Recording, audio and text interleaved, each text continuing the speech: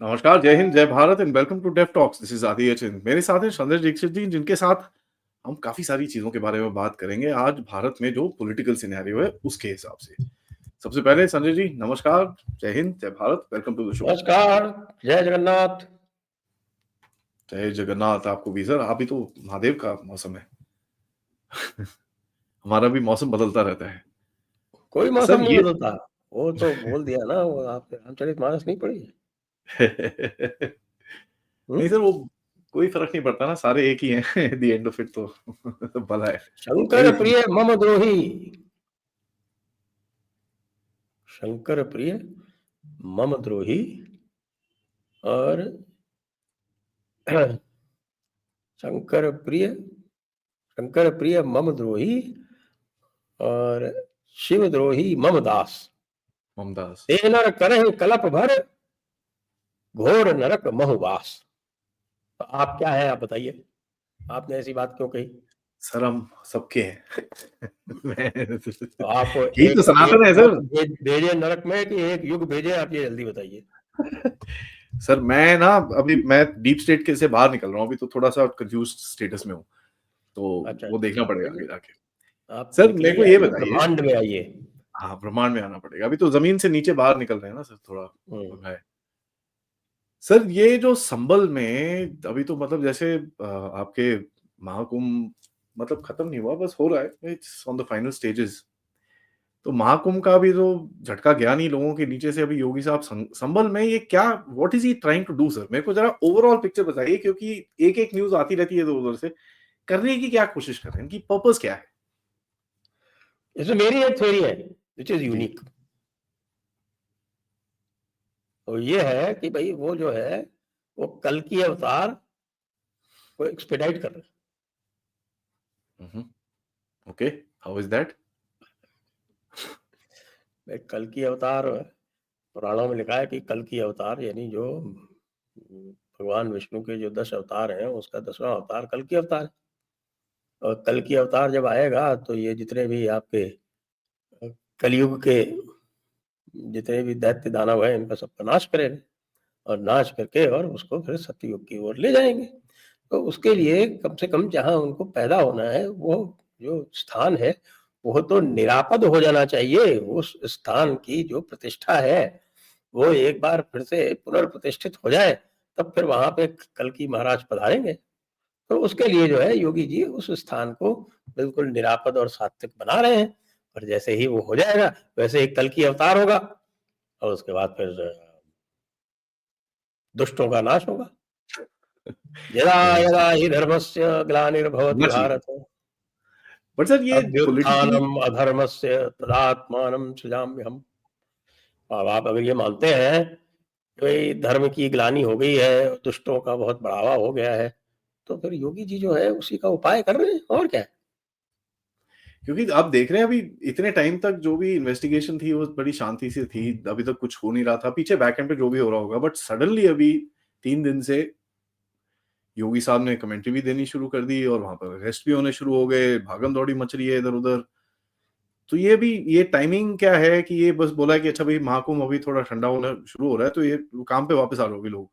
ये वो है, नहीं, क्या नहीं, है? नहीं, योगी जी के टाइम पे ठंडा-वंडा कुछ नहीं होता। आज उन्होंने पूरा जो है वो बैंड बजा दी ना समाजवादी पार्टी की।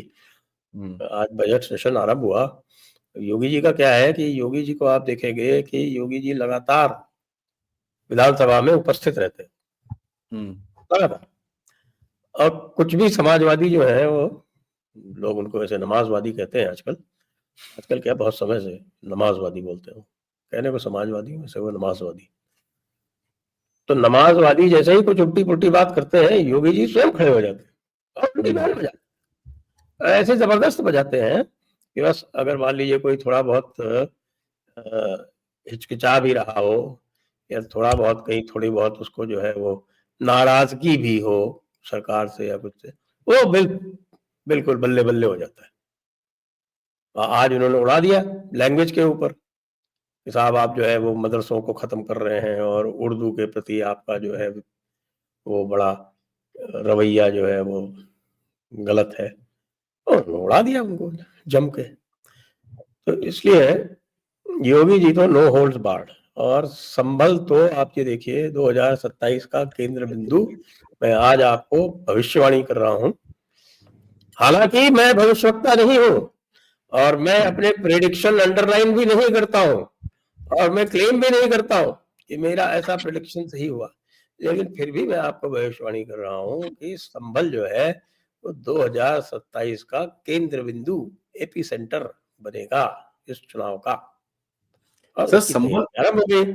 अब हालात ये हो गए हैं कि 1947 के बाद में पहली बार मैं किसी मुस्लिम नेता को यह कहते सुन रहा हूं कि साहब संभल से मुसलमानों का पलायन हुआ। हजरत ओवैसी ने कल कहा। मैं वही पूछने वाला था कि ये जो अभी नैरेटिव चल रहा है कि भाई लोगों के क्या घर के ताले लटक रहे हैं, घरों में लोग ही नहीं है, डर का माहौल है और सब भाग गए हैं। मैंने बोला यार दो चीज बताओ। पहले तो भाई बेचारे गरीब लोग हैं, गए कहाँ? ऐसे कोई उठ के भाग जाता है? अच्छा यार मैंने कभी देखा नहीं था पहले ये। और दूसरा चीज, ये जाते हैं और सबको वहीं पर ही पता लग जाता है। भाई संभल ही एक ऐसी जगह है जहां पर डर का माहौल है। पूरे यूपी में भरे हुए हैं लोग, वहां पर कोई डर का माहौल नहीं है, संभल में है। तो ये क्या चक्कर है? ये करने की क्या कोशिश कर रहे हैं दूसरी तरफ वाले? ये तो मैं कई बार एक्सप्लेन कर चुका हूँ। आज मैंने सवेरे एक वीडियो अपलोड किया है, उसमें भी उसको एक्सप्लेन किया है। डर का माहौल अपराधियों में तो है ही। योगी जी ने 2017 में जब सत्ता संभाली थी तो योगी जी ने स्पष्ट कर दिया था कि देखो भाई अपराधियों, या तो तुम आत्मसमर्पण कर दो और या फिर तुम जो है वो यूपी छोड़ के चले जाओ। तो संभल वाले यूपी छोड़ के चले गए। तो इसका क्या अर्थ हुआ? जो अपराधी है वो चले गए, जो अपराधी नहीं है वो वही है। 1,000 लोग चले गए। अरे तो भाई दंगा किया था तब नहीं सोचा था क्या कि उत्तर प्रदेश में योगी बाबा का राज है? दंगा पूरी तरह से साजिश करके किया गया था।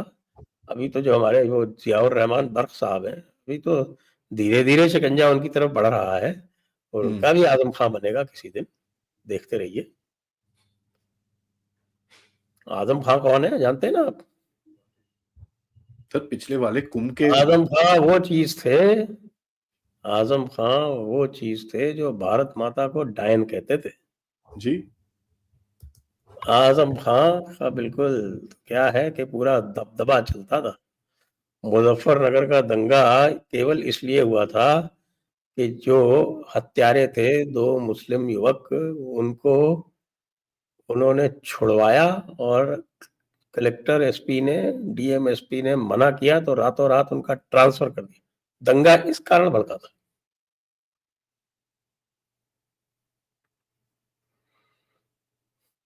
संभल से सर एक बड़ी वो टेढ़ी सी आजम न्यूज खां जो है वो आजकल कहाँ है आप भी जानते हैं।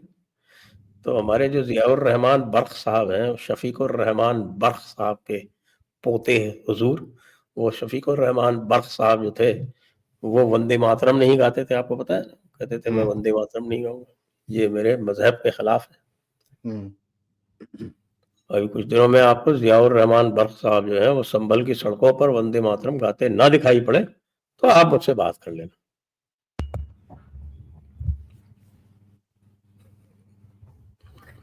एक बड़ी खराब सी न्यूज आई सर वहां पर कि फेक डॉक्यूमेंट्स बनाने का एक पूरा रैकेट वहां पर पकड़ा गया है। संभल के अंदर 6 लोग पकड़े गए हैं।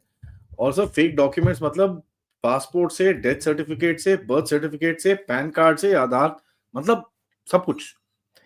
और कहा यह जा रहा है सर्कल्स के अंदर, इंटेलिजेंस एंड सिक्योरिटी सर्कल्स के अंदर, ये देश का सबसे बड़ा रैकेट है।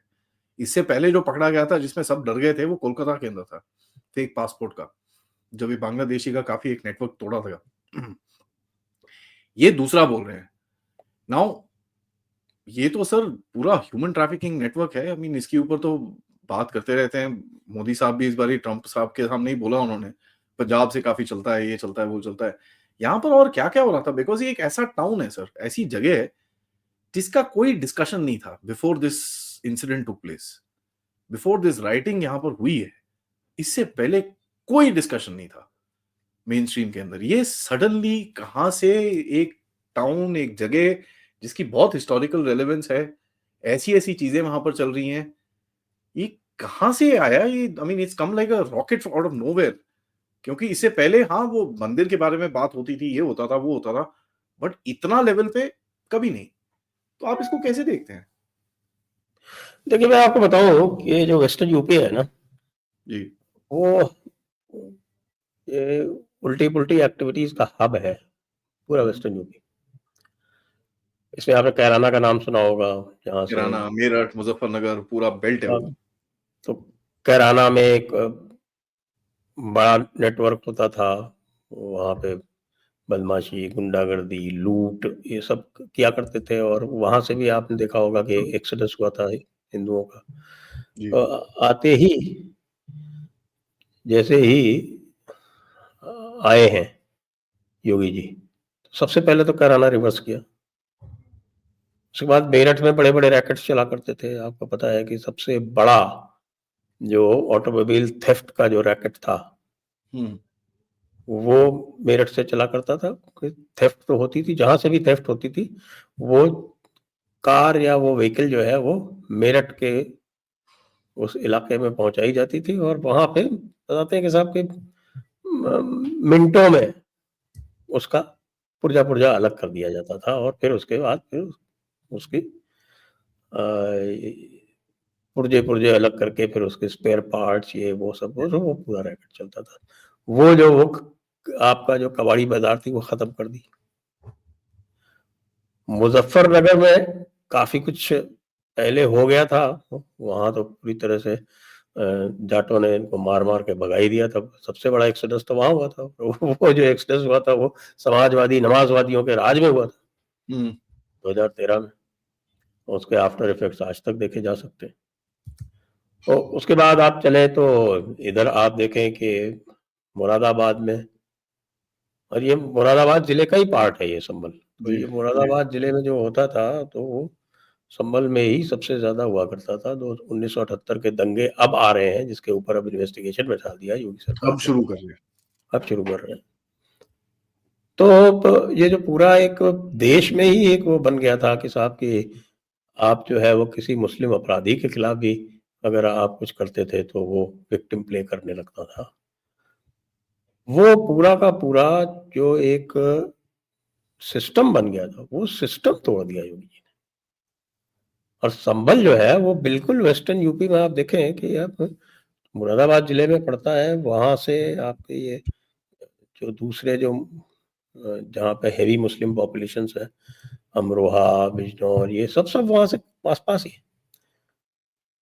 संभल का चूंकि ऐतिहासिक महत्व था, और आज से नहीं, जब से इस्लामी जो है वो भारत में आए हैं, तब से उनका यही प्रयास रहा है कि जो भी ऐतिहासिक महत्व की कोई कोई स्थान हो, कोई ऐतिहासिक मंदिर हो, जहाँ भी भारतीयों की, हिंदुओं की आस्था का केंद्र हो, उसको सबको जो है नष्ट करो।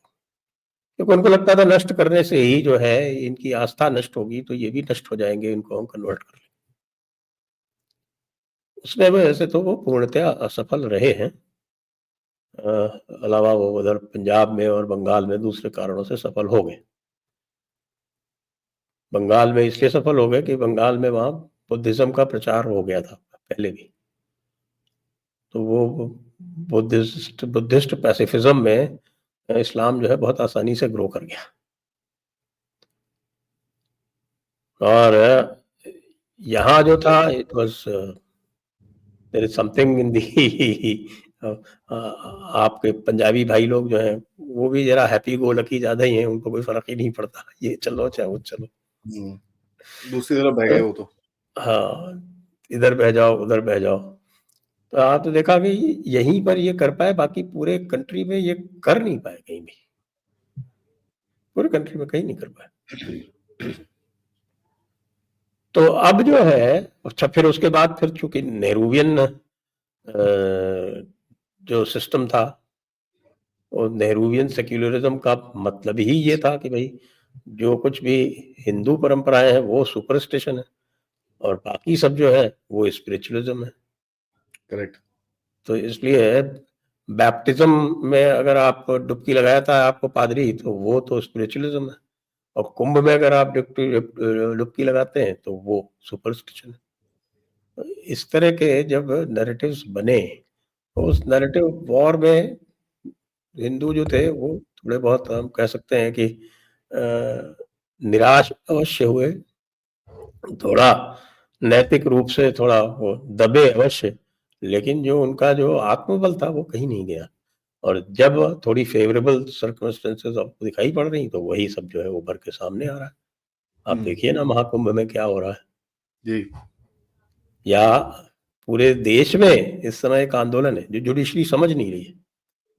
जुडिशरी समझ नहीं रही है कि इस देश की जो आत्मा है वो जागृत हो गई है। उसको जुडिशरी जो है वो इस सेक्युलरिज्म के डंडे से रोक नहीं पाएगी, कितना भी प्रयास कर ले। जैसे राम मंदिर को नहीं रोक पाई, जुडिशरी रोक पाई क्या? प्रयास कम किया क्या उन्होंने? नहीं रोक पाई। वहां पर थोड़ी डिफरेंट सिचुएशन इसलिए थी क्योंकि वहां वो बैरागी साधु हुआ करते थे, उन्होंने लड़ाई एक दिन के लिए भी नहीं बंद की। राम मंदिर की लड़ाई एक दिन के लिए भी बंद नहीं हुई। 1528 में जब से बाबर ने राम मंदिर गिराया, वहां पर बाबरी मस्जिद बनाई, उसके बाद से लेके और आज तक, यानी कि 2019 जब तक की निर्णय नहीं आ गया, एक दिन भी लड़ाई बंद नहीं हुई। अब वो लड़ाई जो है वो जागृति और आत्म जागृति हर स्थान पर है।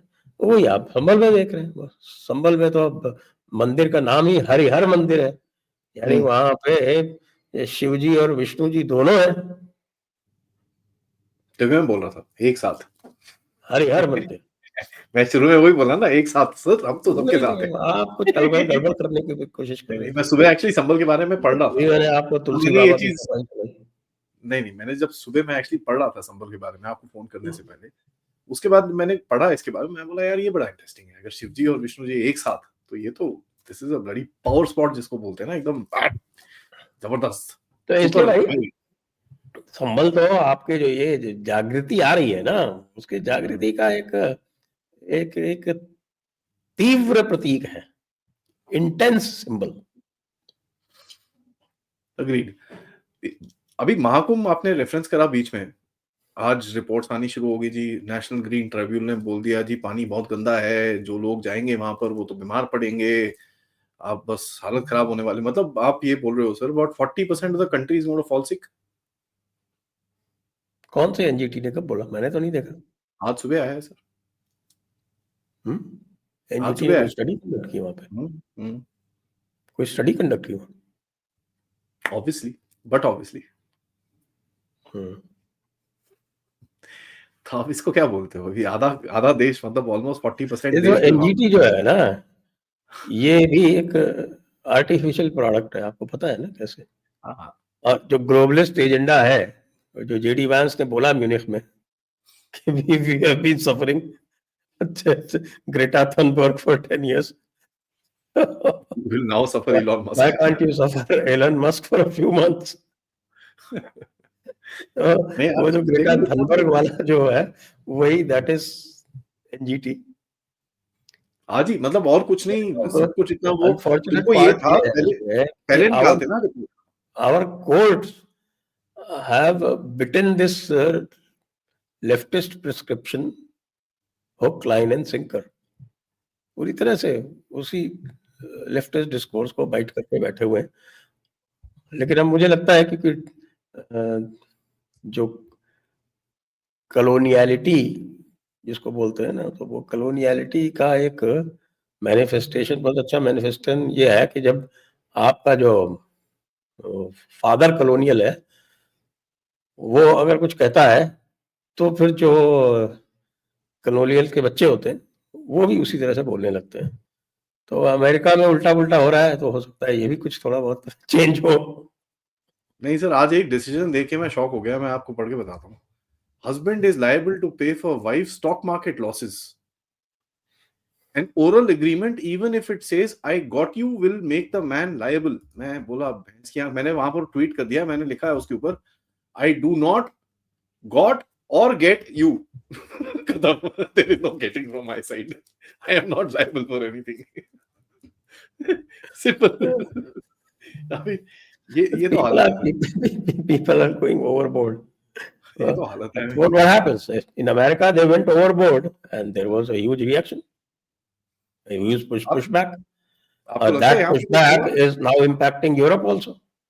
नहीं, आपको लगता है यहाँ पुशबैक होगा सर कोर्ट्स के खिलाफ? 100% होगा। अरे the whole population is pushing back, भाई. How can one particular segment of the state remain an island? Cannot remain an island. वो तो होगा जी। आई मीन बुलडोजर बंद कर दिया। गुजरात सरकार ने तो ऐसे बुलडोजर चलाए, ऐसे चलाए, आई डोंट थिंक गुजरात ने जिंदगी में इतने बुलडोजर चलाए होंगे पिछले किसने एक महीने बुलडोजर में। बंद कर दिया? बुलडोजर चल रहे हैं जम के, जम आधे के से चल ज्यादा रहे चल हैं। रहे हैं। तो मतलब आप एम्बैरेस कर रहे हो ना अपने आप को, कर क्या रहे हो? आपने बोला नहीं, बिल्कुल नहीं, ये वो टैं टू, कुछ नहीं। गुजरात सरकार ने पूरे सारे सपाट साफ उस दिन। बाय द वे 2 दिन बाद हम पुणे से बाहर निकले हैं सर, 2 दिन के बाद 42 एकड़ वहां पर जमीन साफ हुई है इलीगैल्स के साथ। इलीगैल्स थे वहां पर 42 एकड़। सर थोड़ी आगे भी बात करते हैं, मुझे जरा ये बताइए, ये जो सडनली चाइना का प्यार दिख रहा है कुछ लोगों के अंदर, चाइनीज ड्रोन दिखता है, चाइना दोस्त है हमारा, तो क्या वहां से छोड़ के अभी इस तरफ भाग रहे हैं? क्या हो गया अभी ये? आपको क्या दिखता है? कहाँ जा रहे हैं सर वेस्ट टू अभी? तो ईस्ट। चाइना का जो बैंड ड्रोन है वो दिखा रहे हैं। ये देखिए चाइना ड्रोन बना लेता है। मेरे ख्याल से इनको तो क्या बताएं, निकल गया, अदरवाइज एरो शो में बुलाना चाहिए था। चाइनीज ड्रोन के साथ आई मीन 2022 में बैंड है आपके। वो टॉय वाला ड्रोन है। हाँ सर 5,000 रुपए में मिलता है वो। That is a toy drone. He has no idea the kind of drone industry that is flourishing in India. आपने उनका सुना नहीं? सुमित साहा साहब जो हैं president of drone federation of India ने जो एक स्टेटमेंट दी है उनके ऊपर, वो मैं जानता हूं उनको, वो ट्रैवल कर रहे हैं, मैं उसके बाद बुला के उनसे मैं शो करूंगा उनके साथ। But my God, he said आपको तो पता ही नहीं है क्या हो रहा है, क्यों बोल रहे हो ये सब काम? बड़ा क्लियर उन्होंने स्टेटमेंट करा, I am sorry, I don't agree with you. मैं ड्रोन फेडरेशन का प्रेसिडेंट हूं, मुझे पता है यहाँ पर 400 से ज्यादा कंपनीज हैं, 50 से ज्यादा कंपनी सिर्फ पार्ट्स बनाती हैं। अभी क्या बात कर रहे हो आप? तो वो तो पूरा नैरेटिव ही फेल हो गया। ये काफी वायरल हुआ था सर इनका जवाब। इनका तो ऑल्दो हमारी मीडिया इतनी प्यारी है, कभी ये चीजें तो उठाती नहीं है। तो ये sudden found love for China और ये सैम पिट्रोडा जी का बीच में आना, ये हर 2 महीने में आपको हमारे प्रिय श्री सत्यनारायण जी, गंगाराम जी बढ़ई का जब आप नाम लेते हैं तो मैं कृत्य हो जाता हूं। तो यही क्या चक्कर है सर? क्यों लेके आते हैं इनको सामने हर 2-3 महीने में? उसके बाद फिर वो नहीं जी, हम इनसे एसोसिएट नहीं करते, इनकी अपने पर्सनल चीजें हैं, ये है वो है। वो भी तो कुछ ये nobody buys that, everybody knows कि मेंटर यही है। सोरोस की डायरेक्ट फंडिंग तो इसी को है ना भाई। ओएसएफ से पैसे लेता है, यूएस एड से पैसे लेता है, उसका ग्लोबल नॉलेज इनिशिएटिव, वही ग्लोबल नॉलेज इनिशिएटिव जो है वो राहुल गांधी जी की यात्राएं आयोजित करता है। वहां वो सबसे मिलते हैं, जितने भी उनके बड़े बड़े लोग हैं। वो समंता पावर से भी मिले थे जाके, कहा ताशकंद में शायद, उज्बेकिस्तान। तो अब ताशकंद में आप यूएस एड की चीफ से मिलते हो और यूएस एड सारा काम यहाँ पे कर रहा है, आपके बहुत सारे गवर्नमेंट डिपार्टमेंट्स में घुसा हुआ है। एक तरफ तो गवर्नमेंट डिपार्टमेंट में घुसा हुआ है और दूसरी तरफ गवर्नमेंट को अंडरमाइन करने वाली जितनी भी एजेंसीज है उनको सबको फंडिंग कर रहा है, और आप don't have ghost of an idea. और अब आप जो है उनके नैरेटिव को सपोर्ट कर रहे हो कि साहब चाइना बहुत अच्छा है, चाइना से कॉन्फ्रंटेशन नहीं लेना चाहिए। तो भाई नेहरू जी ने क्यों लिया? I know.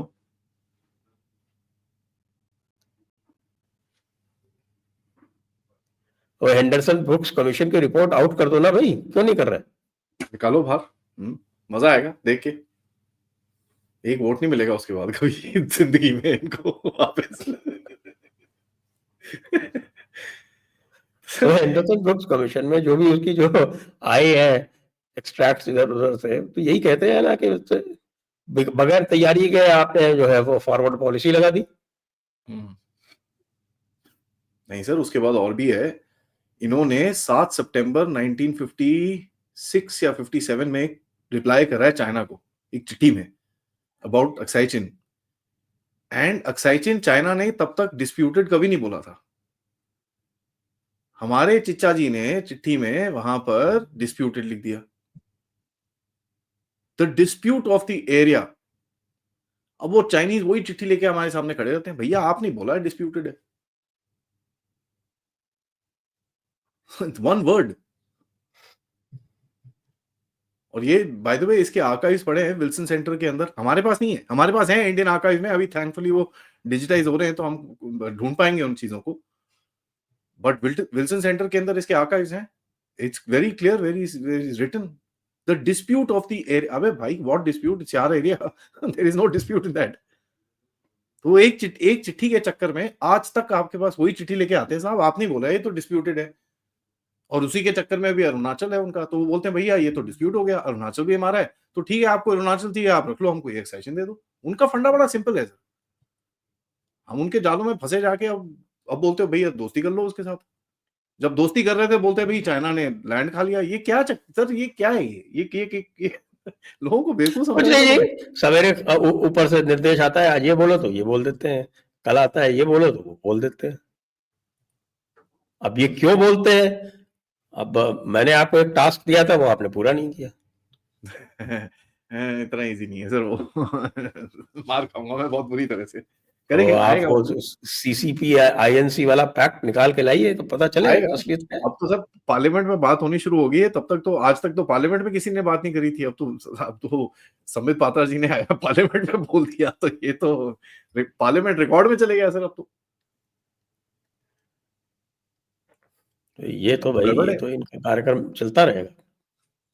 अच्छा मेरे को ये बताइए, आप जैसे ये पैसे वैसे तो पूरे बंद हो गए हैं, ये सब कुछ हो गया है, वहां पर हमारे हेमंता बिश्वा शर्मा जी, अभी तो टाइम है सर इलेक्शन में, वहां पर है अभी 8-10-15 महीने हैं, वो तो ऑलरेडी शुरू हो गए वहां पर। ये सर ये क्या रेडी रख के बैठे हुए थे क्या इतने टाइम से? अच्छा भाई यहाँ पर नीचे मैं आग लगाऊंगा, इधर पे मैं लगाऊंगा, उधर पे मैं लगाऊंगा, और ये बैठ के आराम से, हाँ ठीक है यू स्टार्ट हेमंता साहब, ये इसके पीछे क्या है? Obviously everybody knew about this, suddenly thought धूम धूम धूम धूम धूम, अरे भाई ये कहां से आया? ठीक है, फॉरवर्ड अटैक पॉलिसी दिख रही है मेरे को ये पूरा, और इनके स्टॉलवर्ड्स हैं, योगी साहब तो हैं, हेमंता साहब हैं, उधर पे आपके क्या नाम है महाराष्ट्र के साहब बैठे हैं उधर पे, साउथ में दो बैठे हैं वहां पर, तो ये क्या हो क्या रहा है ये? और मोदी जी एकदम बुद्ध शुद्ध की बात करते हैं, यहाँ पर गोलियां चला रहे लोगों की बुद्ध का देश है, युद्ध का नहीं। ये हो क्या रहा है, ये मेरे को समझाओ पॉलिटिकली, हाउ डू यू अच्छा मेक है सेंस ऑफ दिस? एक्चुअली, थोड़ा जॉल्ट लगा ना, वो बहुत अच्छी बात हुई। मैं कई बार कहता हूँ कि भाई ये 240 was a blessing in disguise जी, तो उसके बाद उनको रियलाइज हुआ कि भाई ये जो चीजें जो भी ये लोग कर रहे हैं वो they can actually cause damage. Second तब टर्म तक में ये सोच रहे थे कि भाई ये खाली ऊपर ऊपर की बातें हैं, ये बकवास करता है, इसका कोई मतलब नहीं है, पब्लिक इसको सीरियसली नहीं लेती, लेकिन he was able to do actual damage by pumping in narrative, क्योंकि वो तो आप जानते हैं वो तो नैरेटिव्स की फैक्ट्री बैठी है, तो इंडस्ट्रियल स्केल नैरेटिव बनाने का उनका एक्सपीरियंस है, आज का नहीं 2000 साल का। तो नैरेटिव तो कब से बना रहे हैं, जब से आपके ये क्रिश्चियनडम शुरू हुई है तब से वो काफी सारा नैरेटिव का ही है। तो पूरी जो क्रिश्चियनिटी है nothing but narrative against superior civilisations. तो वो उनका इतना जो एक्सपीरियंस है 2000 साल का, जो अमेरिकन डीप स्टेट ने पूरा इंटरनलाइज करके, आप देखिए क्या वेब है भाई। कोई भी एनजीओ बाहर से पैसा लेता है, वो कहीं ना कहीं ट्रेस करोगे तो वो जो है वो किसी डीप स्टेट एलिमेंट के जाके वहां मिलेगा। बट यू नो एक कैविएट अगर है, आपको फोर्ड फाउंडेशन पैसा दे रही है तो फोर्ड फाउंडेशन को भी कहीं ना कहीं डिपार्टमेंट ऑफ स्टेट से मिल रहा है, या हेल्थ से मिल रहा है, या कहीं से मिल रहा है, डिफेंस से मिल रहा है। रॉकफेलर दे रही है तो उसका भी कहीं ना कहीं से है, बिल गेट्स फाउंडेशन दे रही है तो उसका भी कहीं ना कहीं से है। और यहाँ तो इंडियन गवर्नमेंट इन सारी फाउंडेशन के साथ कई जगह डिपार्टमेंट्स कोऑपरेट कर रहे हैं। यू डिडंट नो ना, यूएसएआईडी से इनको पैसे आ रहे हैं। देखो sir, we've also been studying this, 2 साल से हम भी देख रहे हैं, we thought these guys are यार मतलब इलेक्शन कमीशन जो है वो सेप्स से, वो कंसोर्शियम ऑफ क्या है वो election processes and something something, क्या नाम है उसका, सेप्स, CEPPS, उस सेप्स के साथ वो कोलैबोरेट करके बैठा हुआ था इलेक्शन कमीशन, और वो 21 वो एक वोटर टर्नआउट के लिए दे रहे $21 मिलियन। बट सर ये 180 करोड़ से क्या तुम, और साला इतने कोशिश करने के बाद वोटर, अरे 180 करोड़ तो ये है, विजय महाजन के प्रधान को कितने दिए उन्होंने? He was the main organiser of the Bharat तोड़ो यात्रा।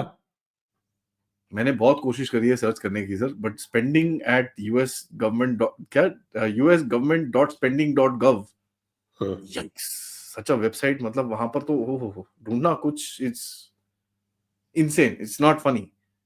बट USAID की जितनी पेमेंट्स है उसकी एक्सेल शीट मेरे पास पड़ी है, वो मैंने मतलब निकाली थी एंड मैंने स्टडी वडी करी है उसको, but it's not funny sir, आप एकदम ठीक बोल रहे हो। बट मेरा जो सवाल है सर, ये पूरा जो ये नैरेटिव है, जिस तरह से ये लोग गेम खेल रहे हैं यहाँ पर, और मोदी साहब ये जिस तरह से they keeping them busy all around the country, which is very interesting to me. तो ये कुछ नई एक तरकीब निकाली है जो पहले नहीं थी, and in all honesty second term में मैं फिर भी 50% डिस्काउंट दे देता हूँ मोदी साहब को, आधा टर्म तो बेचारे का कोविड में निकल गया, चलिए ठीक है तो 50% डिस्काउंट, ज्यादा नहीं, 50% के बाद 50% ये दे स्टिल लायबल कि उस टाइम पे जूते मारने चाहिए थे इनको। So what do you think? What is the political strategy here? Keep them under pressure? Sort of, keep them under pressure also, and keep them off balance. Or the signs are showing they are clearly looking out of sorts. दिख रहा है उनको, जिस तरह से वो decision कर रहे हैं, जिस तरह से जीती हुई बाजियां हार रहे हैं, और of course they are not going to go anywhere in a hurry, लेकिन अगर इतना ज्यादा टेंट हो जाएगा और देशद्रोह के सारे, जिस दिन, अच्छा ये US एड का जो ये आज तो खत्म होने वाला है नहीं, ये तमाशा तो अब चलेगा महीनों, और एक एक के नाम बाहर आएंगे धीरे धीरे, आपको रोज नया थिएटर मिलेगा, रोज नया ड्रामा मिलेगा, रोज नया कुछ ना कुछ मिलेगा। तो इसलिए अच्छा, जो और करते भी हैं तो ऐसे ऐसे काम करते हैं कि साहब हम इलेक्शन कमीशन में जाएंगे, वहां पे वॉकआउट कर जाएंगे और कहेंगे साहब बाबा साहब अम्बेडकर के वजह से हमने ये किया है, और बाबा साहब अम्बेडकर के साथ आपने क्या किया था उसका जब रिकॉर्ड बताएंगे तो वो कहेंगे कि साहब उदित राज जी आ जाएंगे और कहेंगे कि मायावती को गला घोट दो। Can you imagine somebody says that in today's day and age? And he is a member of the Congress. ये तो उदित राज को जब बीजेपी ने टिकट दिया था तभी मैंने कहा था यार ये किस आदमी को पकड़ है। ठीक है, गलती हो जाती है, but people need to have some conscience of their own. But then they ठीक है, next time they corrected it, उसका टिकट काट दिया तो तुरंत भाग गया कांग्रेस में, एक सेकंड नहीं लगाया उसने। चलिए अच्छा है। नहीं 2024 सर आप ठीक बोल रहे हो, देयर वाज अ झटका that was needed I think. उसके बाद ग्लोबल ऑर्डर भी शिफ्ट हुआ है, हमको दिख रहा है चीजें जैसे जैसे खुल रही हैं, और अभी तो मैं तो सर सम पीपल से this is the tip of the iceberg, मैं बोलता हूँ साहब तुमको अभी आइसबर्ग दिखा तक नहीं है let me just say that, तुम अभी 30,000 फुट हवा में हो, ठीक है। किसी ने वो जो रेडियो में कुछ बोला, हाँ जी आइसबर्ग आइसबर्ग अहेड, बस that's all you got till now. अभी तो डिपार्टमेंट ऑफ डिफेंस में घुसेंगे तो पता चलेगा एक्चुअल आइसबर्ग क्या है। नहीं, डिपार्टमेंट ऑफ हेल्थ का जरा आपके RFK जूनियर को एक्टिवेट होने दो। बहुत कुछ है सर, बहुत कुछ है, एंड CIA एंड ये चीजें तो बाहर भी नहीं निकलेंगी। डिपार्टमेंट ऑफ हेल्थ में $1 ट्रिलियन की फंडिंग है, ये तो 70-80 बिलियन पे रुक गया US aid. Sir there is a reason Modi met what you call Tulsi ना, first person to meet Modi Tulsi Gabbard, वो कौन है, डायरेक्टर ऑफ नेशनल इंटेलिजेंस, तो कुछ तो रीजन होगा ना पीछे से कि भाई हेलो ये जरा ठीक करो ये सब चीजें, एंड वो तो अभी दिख रहा तक है। कोऑपरेशन 5 आईज के साथ होता था, अब जो है वो US इंटेलिजेंस का कोऑपरेशन 1 आई के साथ होगा, द इंडियन आई, थर्ड आई के साथ होगा सर। सर आखिर में मैं आपसे पूछना चाहता हूँ एक और चीज, ये जो अभी वक्फ का पूरा होने वाला है, कल मैं अनुपम मिश्रा जी से बात कर रहा था, इंटरेस्टिंग उन्होंने बताया मेरे को कि यार वक्फ में इतना कुछ रिएक्शन आएगा नहीं, आपने भी ऐसी कुछ, जब हमारी ऑफलाइन बात हो रही थी आपने भी कुछ बोला कुछ नहीं होगा, ठीक हो जाएगा ये। क्योंकि ज्यादातर तो यूपी के अंदर है और ये सब चीजें, बट कई जो कांग्रेस रूल स्टेट्स हैं, ऑपोजिशन रूल स्टेट्स हैं, उनके अंदर आपको लगता है कि कुछ बवाल क्रिएट करने की कोशिश की जाएगी ताकि एक कहीं तो न्यूज नेवर बने कि नेवर, भाई खुद की गवर्नमेंट को एम्बेरस करना ही नहीं है। किसान आंदोलन जब चला जी तो आपने देखा उस वक्त अमरिंदर सिंह चीफ मिनिस्टर थे, उन्होंने उनको सबको आगे कर दिया कि जाओ भाई दिल्ली जाओ, हमारे यहाँ पंगा मत करो।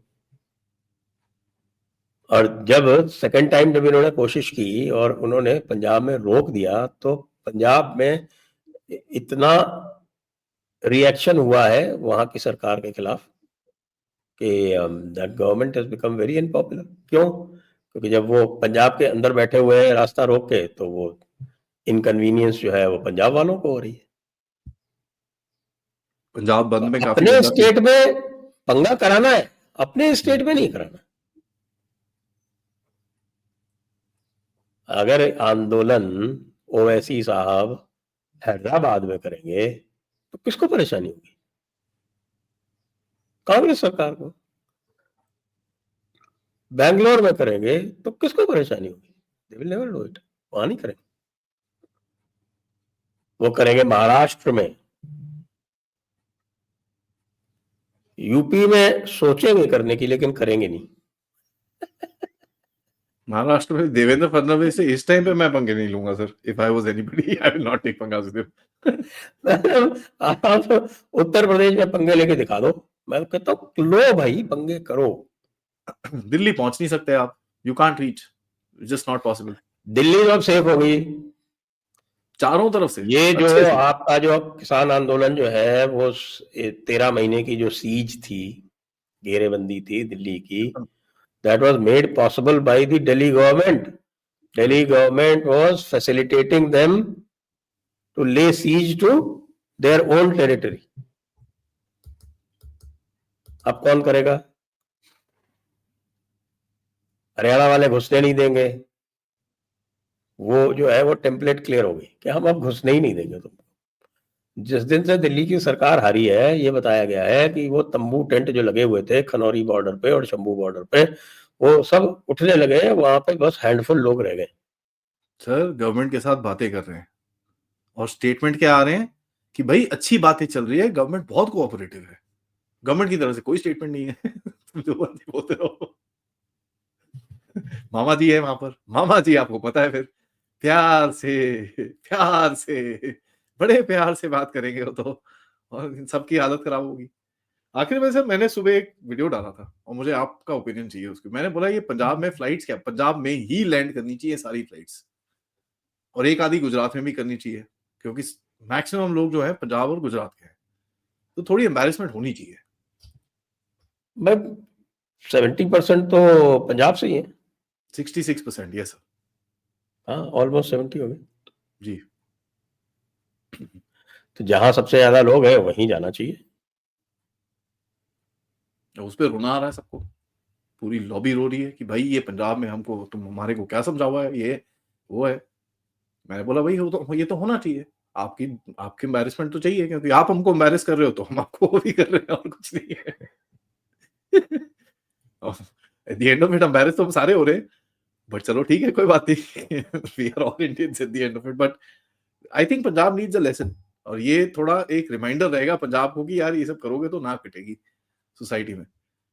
एज अ जोक मैंने एक चीज लिखी थी सर, कि अब वो होता है ना यूएस रिटर्न, चेक करना पड़ेगा यूएस रिटर्न की रिटर्न्ड।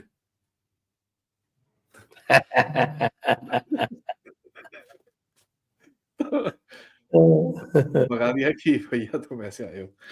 थैंक यू सर, आपसे बात करके अच्छा लगा।